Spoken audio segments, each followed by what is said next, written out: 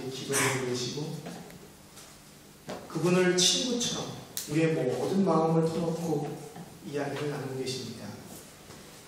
얼마나 오래되었습니까? 무릎 꿇고서 통회하며 하늘 아버지께 호소하는 일들이 여러분 정말 얼마나 오래되었습니까? 우리가 살아가는 시대에는 말세죠. 성경은 노아의 때와 같다고 이야기를 합니다. 홍수 직전에 노아의 때 사람들이 시집가고 장가가는 일에 몰두하고 하나님의 일들을 생각하지 않을 때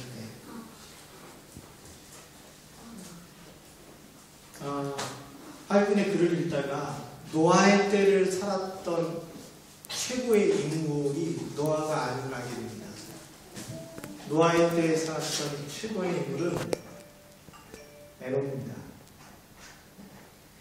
에녹은 하나님께서 하늘로 살아서 데리고 간 사람의 한 사람이고요. 그는 노아 홍수 직전까지 이 땅에 거했습니다. 노아 홍수 직전에 하나님께서 그를 하늘로 끌어올렸습니다. 노아의 때에 어떻게 에녹같이 살 수 있을까에 대해서 연구를 해보면 마지막 때를 살아가는 우리들이 어떻게 에녹같이 살 수 있을까를 알 수 있겠죠. 노아는 몇 년 동안 하나님과 동행했다고 했어요. 에녹입니다. 죄송합니다.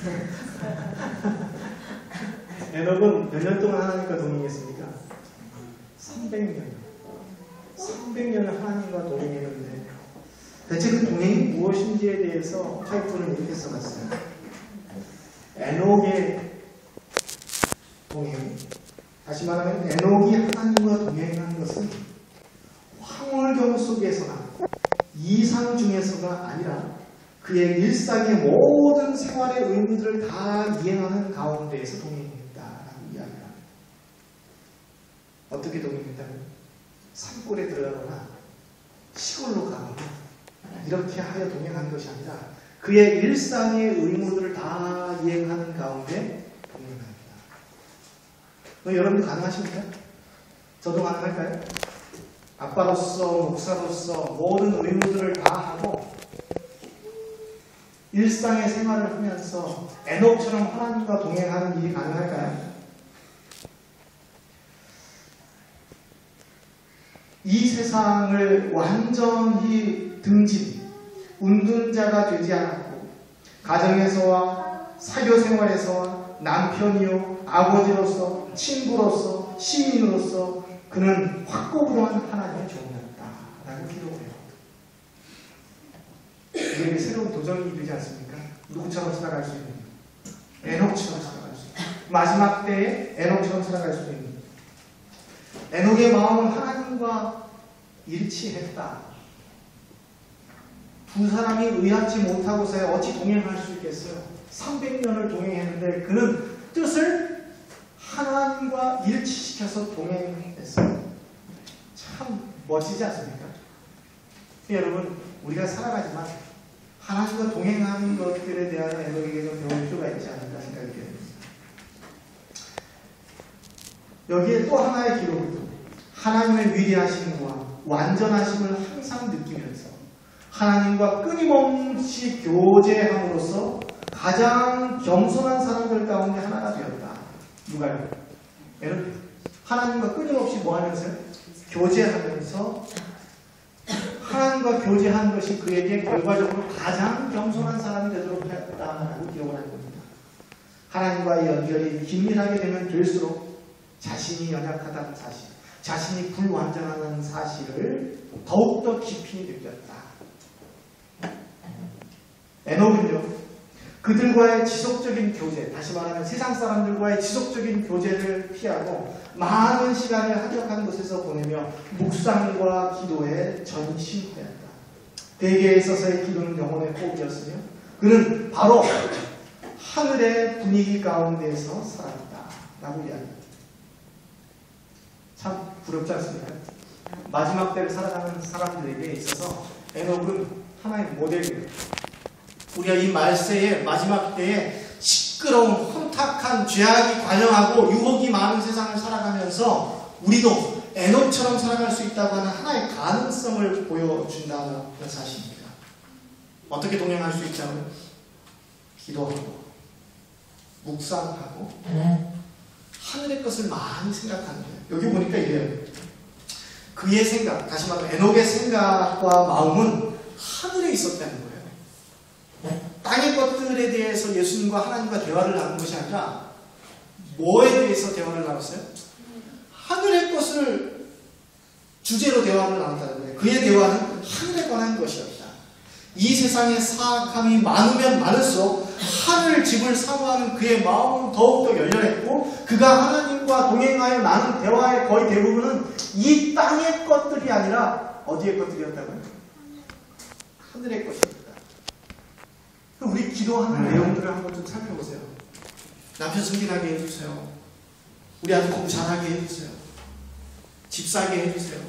사고 안 나게 해주세요. 거의 대부분 어디 초점이에요? 이 땅에 초점에서, 이 땅에서 잘 사는 것을 초점을 맞춰서 기도했는데, 에녹의 삶은 좀 특별해요. 그는 하나님과 대화를 나누는데 그 대화의 주제가 하나님, 저 하늘은 어때요? 뭐 이런 주제였던 것 같아요. 그가 하나님과 동행하는 것은 하나님의 뜻을 알고 하나님의 뜻에 일치시키기 위해서 그는 기도한 것이죠. 그래서 그에게 있어서 세상이 사악함이 많으면 많을수록, 유혹이 많으면 많을수록 그에게 유혹이 되는 것이 아니라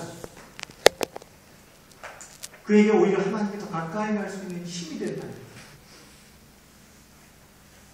그 세대의 사람들은 금, 은, 보석을 모으거나 이 땅에서 소유물을 축적하는 데 관심을 두지 않은 에녹에 대해서 어리석다고 이야기했다.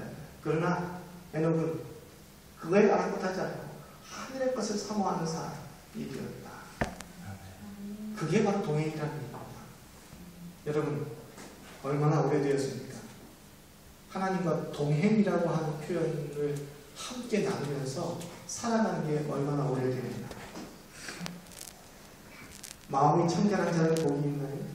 저희가 하나님을 볼 것이며, 300년 동안 에녹은 하늘과 조화로이 살다가 결국은 하나님께서 그를 하늘로 데려갔습니다. 에녹을 하늘로 데려간 것은 모든 산 자들이 예수 그리스도의 재림께 살아서 하늘에 올라갈 것을 대표하는 것입니다. 다시 말하면 에녹은 우리들의 모델입니다. 우리가 예수 그리스도를 우리의 눈으로 바라볼 수 있고 다시 오심을 고대하고 그리고 살아서 예수 그리스도를 만든다고 하면 아마 우리는 에녹의 모델을 따르지 않았는가 생각이 되어지는 것입니다. 그래서요, 화요일의 마지막 글을 마치면서 이렇게 얘기합니다. 이 선지자의 경건한 품성은 그리스도께서 지혜가 함하실 때 땅에서 구속함을 얻은 자들이 달성해야 할 거룩한 상태를 대표한다. 우리가 달성해야 할 거룩한 상태가 누구까지라고요? 에녹이 우리를 대표한다고 이야기합니다. 아무리 믿음 있는 사람도 한 번의 기도와 한 번의 만남과 한 번의 기적만을 가지고 믿음을 지키기가 매우 어려워요. 그렇잖아요? 어떻게 믿음을 유지하는데 한 번의 기도로 되겠습니까? 동행이라고 하는 사실에 대하여 생각해 보건데 한 번의 기도가 아니라 날마다 순간마다 하나님을 곁에 모시고 영원한 것들을 사모하고 그것을 좋아하는 것이 되어야 하는 것입니다. 저는 화이트 부인이 초기문집을 썼을 당시에 화이트 부인의 상태를 이렇게 쭉 생각해보면 초기문집이 뭡니까? 직접 하늘에 인도되어서 하늘의 광경을 보았잖아요. 그리고 이 땅에 다시 내려와서 온 세상이 다 어두워 보였잖아요. 아마도 하늘을 사모하는 사람들이 그런 상태가 되지 않을까 생각이 들어요. 결코 잊을 수 없는 하늘, 결코 잊을 수 없는 하나님의 은혜, 결코 잊을 수 없는 하나님의 사랑을 마음속에 간직하고 있는 것. 그래서요, 믿음이라고 하는 것은 일련의 과정을 이야기하는 것 같아요. 순간을 이야기하는 것이 아니라 뭐예요? 과정. 진행을 이야기하는 거예요. 믿음을 유지하고 약속을 굳게 잡는 일이 날마다 내 생애 가운데서 새로 갱신되어지는 거예요. 한 번의 언약을 믿고 살아가는 것이 아니라 그 언약을 새롭게 갱신하는 거예요. 성경은 그래서 언약의 갱신에 대한 이야기를 굉장히 많이 합니다. 그렇죠? 우리는 하나님께서 우리에게 주신 약속, 예수 그리스도께서 다시 오신다고 하는 약속이 우리 가운데서 계속해서 갱신되어지는 믿음을 소유할 때 드디어 하나님과 동행하는 것이 무엇인지를 깨닫게 된다는 것이죠. 우리 지난 시간까지 창세기 16장을 살펴봤는데요. 이스마엘로 기인하여 하갈과 사레 사이에 갈등이 있었다고 하는 사실을 알죠. 그런데 우리가 자세히 들여다보니 그 갈등이 하갈과 사레의 갈등이 아니라 아브라함과 사레의 갈등이에요. 더 깊이 들여다보니까 하나님을 신뢰하지 않은, 그리고 그 언약을 다시 부인하고 함께 나누지 못한 아브라함의 신앙 문제였다고 하는 사실에 대해서도 우리가 함께 나눴습니다. 이스마엘이 태어났을까요? 태어났습니다. 16장 마지막 절에 보면 아브라함에게 이스마엘이 낳을 때에 그의 나이가 86세였다라고 기록을 했거든요. 그리고 난 다음에 17장을 딱 넘기자마자 아브라함의 나이가 99세가 되어버려요. 몇 년이 차이가 납니까? 13년 차이가 나죠. 하란에서 나올 때가 75세였어요. 그리고 이스마엘을 낳을 때가 86세였어요. 그리고 다시 하나님께서 나타났을 때에 그의 나이 17장이 시작되었을 때가 99세였어요. 86세, 다시 말하면 이스마엘이 낳기 전에 11년 동안 하나님께서는 아브라함에게 4번 이상 나타났어요. 무슨 얘기인지 아시죠? 그런데 지금 이스마엘을 낳고 난 다음부터 99세가 될 때까지 13년 동안 한 번도 성경은 하나님과 아브라함의 대화를 기록하지 않습니다. 어떻게 된 일이에요? 짧은 시간입니까? 횃불 언약이 있은 다음에 적어도 13년 동안 단 한 번도 하나님께서는 아브라함과 직접 대면하지 않았습니다. 더 아이러니한 이야기는 아브라함도 하나님을 찾았다는 얘기가 없어요. 하나님이 직접 나오시지 않으셨을 수도 있죠. 그런데 아브라함도 하나님이 그다음 필요하지 않은 시기예요. 이스마엘의 탄생 이후에 하나님께서 그 아들이 너의 후사가 아니고 내가 새로운 아들을 너에게 준 것인데 그 아들은 누구에게서 태어난다고요? 사라에게서 태어난다고요. 그래서 언약을 맺었는데 횃불을 사이에 지나갔잖아요. 그죠? 기억나십니까? 유튜브를 또 찾아봐야 되죠. 그리고 난 다음에 이제 99세가 되었어요. 하나님께서 그의 앞에 나타나셨는데 이 99세가 된 아브라함은 이제 별다른 요구사항이 없어요.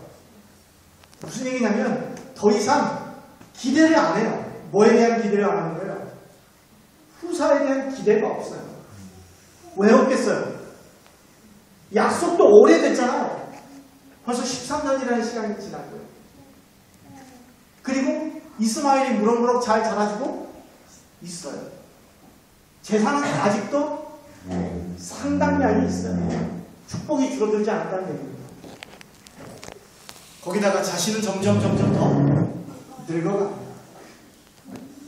아브라함이 99세가 됐으면 10살이 적은 사라는 몇 살이 되었다는 거죠? 89세. 그 전까지 이야기가 없다가 사례는 이때 당시에 성경상 표현으로 경수가 끊었다라고 하는 표현. 더 이상 물리적으로 아이를 낳을 수가 없는 생각적 한계를 이미 지나버린 나이가 되었다는 거죠. 여러분 기대를 할 필요가 있습니까? 없습니까?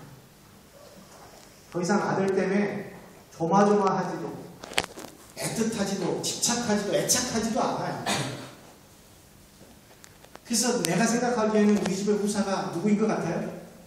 이스마엘인 것 같고, 이쯤 해서 하나님께서 이루시든지 말든지 그건 하나님께서 알아서 하실 일이고, 나는 거기에 대한 기대가 더 이상 없다는 거죠. 아브라함에게 문제가 뭡니까? 언약이 그 안에서 매일마다 갱신되지 않았어요. 시간이 흐르면서 그 언약을 잃어버리고 희미해져가는 언약을 잡으려 하지 않았다는 거죠. 근데 이번에 하나님께서 그와 언약을 다시 갱신하실 준비를 하고 99세 때에 아브라함에게 나타나십니다. 아브라함은 더 이상 누가 필요 없어요? 하나님이 필요 없다고 생각하는데 하나님께서 99세 때에 아브라함에게 나타나세요. 그리고 아브라함이 99세 때에 여호와 하나님께서 아브라함 앞에 나타나셔서 이렇게 얘기합니다. 나는 전능하신 하나님이다. 무슨 하나님이라고요? 전능하신. 여기에 처음으로 성경에서 전능하신 하나님에 대한 기록이 나와요. 13년 만에 하나님께서 나타나셔서 하나님 자신을 아브라함에게 소개를 하는데 엘샤다이 뭐라고요? 전능하신 하나님에 대한 처음 소개합니다. 전능하신 하나님에 대한 성경의 이야기가 여러 군데 나오는데 거의 대부분 다 욥기서하고 창세기에서만 쓰입니다. 어떤 표현이요? 전능하신 하나님에 대한 표현. 그리고 욥기와 창세기 모두를 한 사람이 기록한 것이죠. 그 사람의 눈에는 전능하신 하나님이 아브라함 앞에 나타나는 것으로 이야기합니다. 그래서요, 참 저는 감동적이에요. 이 성경을 읽으면서 13년 만에 희미해진 언약 가운데 있는 하나님의 백성인지 아닌지 구분이 안 가는 세상과의 거리가 있지만도 세상과 그리 구별되지도 않는 이 희미하게 사라져버리는 언약을 아직까지 간직하고 있는 아브라함에게, 그리고 99세가 되어서 더 이상 인간적인 방법으로는 아들과 후사를 맺을 수 없는 때에 하나님께서 아브라함에게 나타나셨는데 어떤 하나님으로요? 전능하신 하나님으로 나타났다는 것이 얼마나 감동적인지 모르겠어요. 하나님께서 모든 것을 할 수 있는 그런 하나님이 그 앞에 나타나서 뭐라고 하셨는지 아십니까? 너는 내 앞에서 행하여 완전하라. 이렇게 얘기해요. 너는 내 앞에서 행하여 뭐하라고요? 완전하라.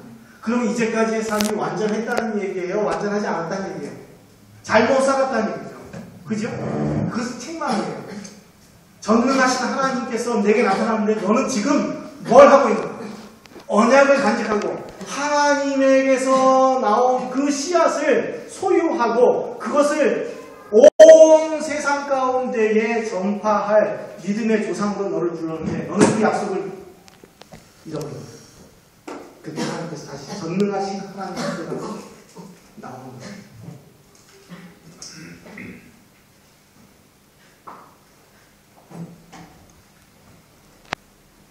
여러분과 저에게 하나님의 여러 이름이 있다고 하면, 그리고 여러분과 저의 상태가 아브라함처럼 하나님의 언약을 붙잡고 예수 그리스도의 재림을 소망하지만 그 예수 그리스도의 소망, 재림의 소망을 붙들지 못하고 뭐에 매달려서요? 이 땅에 매달려서 살아가고 시간이 흐르면서 재림의 약속은 점점 희미해지고 뭐는요? 이 세상 것은 우리에게 점점 더 다가오고 하나님께서 그닥 필요가 없고 상식적으로나 이성적으로 하나님의 능력이 내게 미친다고 하는 것이 너무나 멀게 보여지는 모든 사람들에게 전능하신 하나님을 만날 필요가 있어요. 아멘. 저와 여러분이 만날 하나님이 바로 그 하나님. 세상 가운데 살아가면서 에녹처럼 살아가지 못하고 아브라함처럼 14년 동안 살면서 하나님의 언약을 잃어버린 백성들에게 만나야 될 하나님이 있는데 그것이 바로 전능하신 하나님이고 여러분과 제가 만나야 되는 하나님이 아닌가 생각이 돼요. 느슨한 신앙생활을 다시 한번 고쳐내고 하나님 앞에 간절한 마음으로 무릎을 꿇고 하나님께서 내게 주신 그 언약을 붙들고 그 언약을 재확인하는 시간이 필요합니다. 이 땅의 것이 아니라 저 하늘의 것을 소망으로 삼는 영원한 삶을 살아가는 그 믿음의 소망들이 흔들리지 않는 그런 사람들이 될 필요가 있다는 것이죠. 하나님께서 전능하신 하나님을 나타났어요. 그리고 아브라함에게 이렇게 얘기합니다. 너 좀 이름을 좀 바꿔야겠다. 뭘로 바꿨습니까? 아브람에서 아브라함으로 바꿨어요. 물론 저희는 시간이 다 흐른 다음에 이제까지 살펴서 제가 그냥 아브라함으로 통칭했지만 이제까지의 이름은 뭐였어요? 아브람. 그의 와이프의 이름은요? 사레였어요. 근데 아브라함이 99세 때에 하나님을 만나고 납작엎드렸습니다. 잘못했죠. 그리고 난 다음에 하나님 앞에서 다시 한번 새로운 언약의 각오를 가져요. 몇 세 때요? 99세 때. 그리고 하나님께서 이렇게 얘기해요. 너의 이름을 더 이상 아브라함이라고 하지 않고 아브라함이라고 할 것이다. 아브라함이 뭐고 아브라함이 뭐예요? 비슷한 것 같은 거죠. 이 아브람의 뜻은 높임을 받은 아버지거든요. 그런데 루함이라고 하는 것은 많은 수를 이야기해요. 아브람에서 아브라함으로 바뀌었다고 하는 것은 그냥 한 좋은 아버지에서 열방의 아버지가 되었다는 얘기예요. 많은 수의 사람들의 모든 사람들의 아비가 되었다고 하는 거예요. 그러니까 하나님께서 그 언약을 다시 각성시키시면서 너는 그저 그런 한 아버지가 아니라 하나님의 일과 하나님의 언약을 성취할 모든 민족의 아비가 되어야 한다. 우리도 이름이 바뀝니까? 하나님을 만나고 바뀝니다. 은혜로서의 삶을 살아가다가 하나님을 만나고 내가 언약을 갱신되면 내가 그리스도인으로서의 삶이 무엇인지를 생각하게 된다니까요. 그죠? 하나님께서 내게 주신 새로운 삶에 대하여 그 언약을 붙들게 되고 이 땅의 것이 아니라 하나님께서 내게 주신 사명, 다시 말하면 더 고귀하고 더 높은 하늘의 뜻이 내 안에서 이루어질 것을 생각하게 된다는 거예요. 그래서요, 우리는 전능하신 하나님을 만나야 하고 전능하신 하나님 앞에서 나의 과거의 모든 이름들을 버리고 새롭게 하나님께서 주신 그리스도인으로서의 삶을 살아가는 새로운 삶의 자세가 필요하다는 거고, 이것이 창세기 17장에 나오는 굉장히 중요한 기별이에요. 거기다 하나님께서는 이 약속을 확증시키기 위하여 하나의 표징을 주시는데 그것이 바로 할례라고 하는 것이죠. 남자의 생식기에 혀피를 벗겨내요. 아프지요? 피가 나지요? 그러면서 뭘 얘기하는 거예요? 내가 너로 새로운 민족, 하나님의 이름을 높일 새로운 민족을 얻기 위하여 내가 너하고 언약을 했는데, 지금 벌써 수차례 언약을 했잖아요. 그리고 또 잊어버린 아브라함에게 새로운 언약을 갱신하여 주면서 이제 너와 나 사이에 표징을 하나 만들어야 되겠다. 사인을 하나 만들어야 되겠다. 내가 너에게 언약을 성취시키는 것에 대한 사인을 내가 주겠다. 하나님의 언약 백성의 특징이 뭐예요? 할례를 하는 것. 이전의 모든 하나님 없는 삶을 버리고 하나님의 백성으로서의 삶을 거듭나게 하는 것입니다. 모든 죄악적인 삶을 버리고 이제 새로운 삶을 살아간다는 것입니다. 고대부터 이 할례 의식이 있었는데요, 다양한 설명들이 있습니다. 유대인의 그 알렉산드리아의 철학자인 피로라고 하는 사람이 할례는 단순한 육체적 청결을 넘어선다 라고 이야기했습니다. 하나님이 지정하신 것이라고 믿습니다. 다른 이방 국가와 하나님의 백성을 구분시켜 놓았던 하나의 징표, 그리고 다른 이방의 민족들과 섞이지 말라고 하는 하나님의 징표. 섞이면 안 돼요.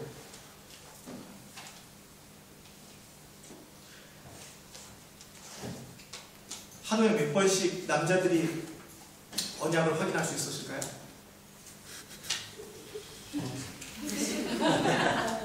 물 마신 만큼. 물 마신 만큼. 물 마시면 마실수록 언약을 더 확인하겠죠. 언약의 확인이라고 하는 증표는 그의 몸에 부착되어 있고 그것은 떨어질 수가 없었습니다.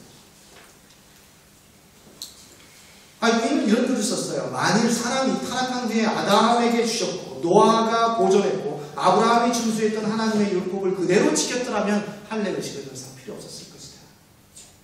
할례 의식이 왜 필요했어요? 아담에게 주었고 노아가 보존했고 아브라함이 준수했던 바로 그 약속을 뭐 했기 때문에요? 잃어버렸기 때문에 이스라엘 백성들에게 다시 할례 의식을 강조합니다. 세월이 흐르고 계속해서 하나님 징표를 바라봐야 해요. 근데 할례 의식은 더 이상 하지 않습니다. 그것이 그리스도인의 백성의 징표로도 사용되지 않습니다. 그러나 우리는 그 징표로 침례를 받았고요. 그 징표로 우리는 날마다 마음의 할례를 받는다고 믿는 것입니다. 신약시대에 와서 더 이상 할례는 지켜지지 않습니다. 왜요?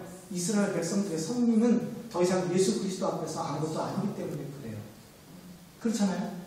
아브라함의 계보를 통해서 하나님께서 이루신 일들을 아브라함의 계보를 통해서 예수 그리스도를 못 받으면서 이제 그 모든 것들은 다 산산조각 나는 거예요. 언약은 마쳐진 겁니다.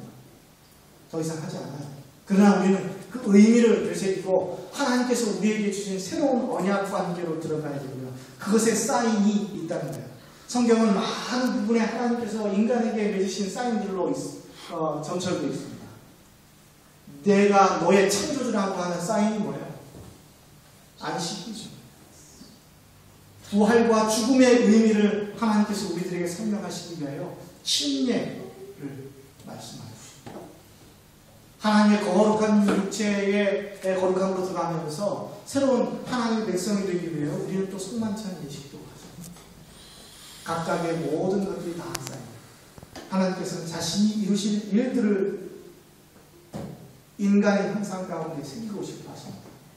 그것이 쌓입니다. 그래서요, 우리는 타락한 이후에 하나님을 만나고 예수 그리스도의 십자가를 믿은 사람들이 육체적 할례는 필요 없지만 희미해져가는 믿음을 붙잡고 새로운 언약 관계로 들어가기 위하여 하나님께서 우리에게 새롭게 부여해 주신 그 이름다운 삶을 살아가기 위하여 우리의 마음에 할례, 다시 말하면 하나님께서 우리에게 주신 새로운 언약의 증표들을 우리의 몸 안에 간직하고 있어야 된다는 사실입니다.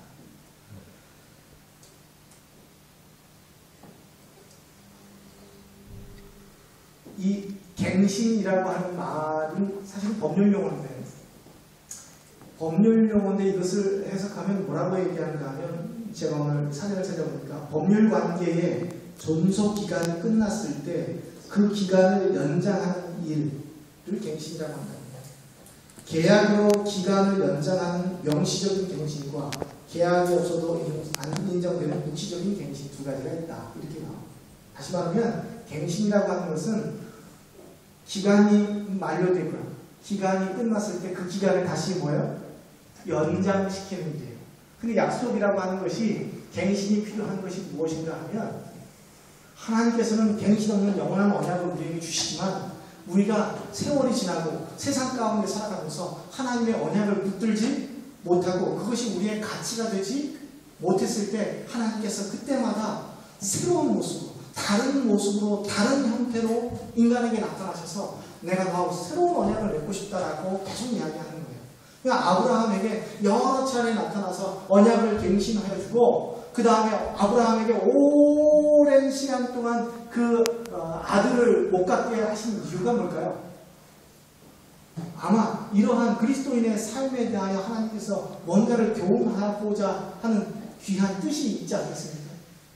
하나님께서 인간에게 나타나시는 것도 이유가 있지만 하나님께서 인간에게 나타나지 않으시는 것도 이유가 있을진데 하나님께서 나타날 때 어떠한 모습으로 나타나시는지를 잘 보면 우리의 신앙의 곡선들을 쭉 이해할 수가 있어요. 여러분 언제 하나님을 만났습니까? 그리고 그때 만난 그 결심들이 아직도 소중하게 간직되고 그것이 영원한 것인가 이 땅의 것인가를 잘 생각해 보셔야 해요. 하나님을 만난 사람들의 대표적인 기도들이 뭔지 아십니까? 하나님을 만났어요. 어떠셨어요? 목사님, 제가요, 기도 가운데 정말 하나님의 임재를 느꼈어요. 그리고 결심했습니다. 저 목사가 될래요.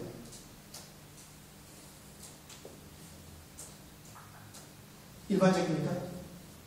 일반적이죠? 또 어떤 사람은 하나님을 만나고 난 다음에 내가 이제 선교사가 되겠다라고 얘기해요. 어떤 사람은 하나님을 만나고 깊은 경험을 하고 난 다음에 내가 이제 교회에 열심으로 봉사를 해야 되겠다. 이렇게 얘기해요. 그리고 난 다음에 봉사를 시작하거나 봉사를 준비하거나 이렇게 하면서 또 시간이 좀 흐르죠. 그러면서 언약이 점점 잊혀집니까? 안 잊혀집니까? 잊혀져요. 처음에 기도는 다 영원한 것이었는데 나중에 살다 보니까 합격하게 해주세요, 돈 더 주세요, 무슨 대박나게 해주세요, 이런 것들도 다 잊어버려요? 안 잊어버려요? 잊어버려요. 우리 삶 가운데 언약적인 신이 필요합니까? 필요합니다. 전능하신 하나님을 만나십시다. 단순한 시간이 아니라 하나님을 만나고 하나님 안에서 자국하고 영원한 것들을 결심하는 그러한 시간이 필요합니다. 저 여러분에게 다 필요한 것 같아요. 전능하신 하나님, 그분이 바꿔주신 이름대로, 그분이 바꿔주신 사명대로 살아갈 수 있는 그 약속을, 영원한 것을 성취하고자 하는 그러한 열망들이 여러분과 제 삶에 다시 한번 불길이 좀 일어났으면 좋겠어요.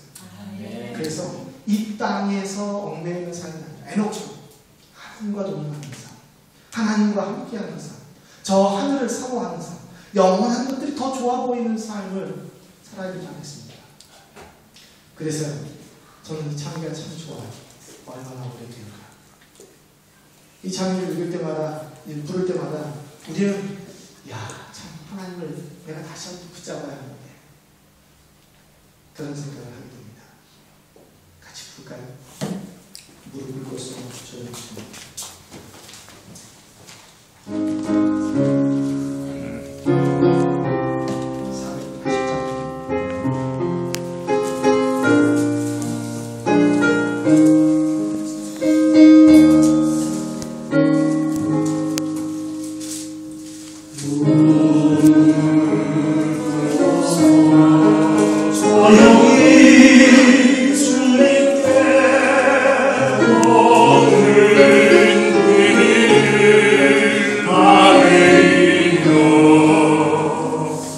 마음을 열고서 기도